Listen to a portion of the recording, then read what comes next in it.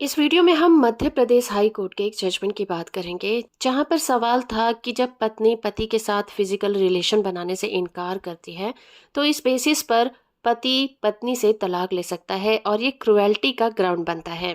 इस केस की सुनवाई जस्टिस शील नागू और जस्टिस अमरनाथ की बेंच कर रही थी।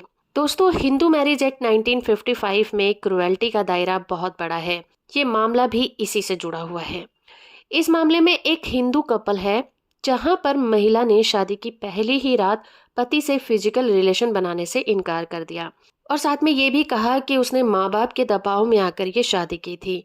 जिसके बाद वो एमकॉम का एग्जाम देने के लिए मायके चली गई। एग्जाम खत्म होने के बाद जब पति उसे लेने गया तो उसने आने से मना कर दिया, जिसके बाद पति ने क्रुएल्टी और परित्याग के ग्राउंड पर हिंदू मैरिज एक्ट 1955 के सेक्शन 13 क्लॉज 1 IA और IB के तहत डाइवोर्स की याचिका दायर की। निचली कोर्ट ने पति के हक में तलाक की डिक्री दे दी और उस फैसले से नाराज होकर पत्नी ने हाई कोर्ट में इस फैसले के खिलाफ अपील की। तो इस केस में कानूनी मुद्दा ये था कि क्या पत्नी का पति के साथ फिजिकल रिलेशन बनाने से इनकार करना और परित्याग करना क्रूरता है। हाई कोर्ट ने दोनों पार्टीज के बयान पर गौर किया। पहला तो ये कि जब पति उसे उसके मायके लेने गया तब उसने आने से मना कर दिया। पत्नी के ही बयान से पता चला कि दोनों के बीच फिजिकल रिलेशन नहीं था।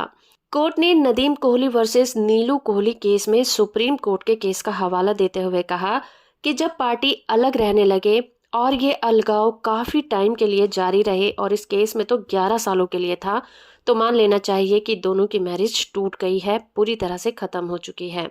कोर्ट ने माना कि पति के साथ फिजिकल रिलेशन बनाने से इनकार करना उसके साथ क्रुएल्टी करना है। इसीलिए हाई कोर्ट ने पत्नी की याचिका को खारिज कर दिया और निचली कोर्ट के आदेश यानी तलाक की डिग्री को ही बरकरार रखा। ये फैसला एक मिसाल कायम करता है फ्यूचर में आने वाले इसी तरह के केसेस के लिए, और इस तरह के केसेस में ये जजमेंट लैंडमार्क की तरह इस्तेमाल किया जाएगा। वीडियो इन्फॉर्मेटिव है तो आप इसे लाइक, शेयर और चैनल को सब्सक्राइब करना बिल्कुल मत भूलिएगा।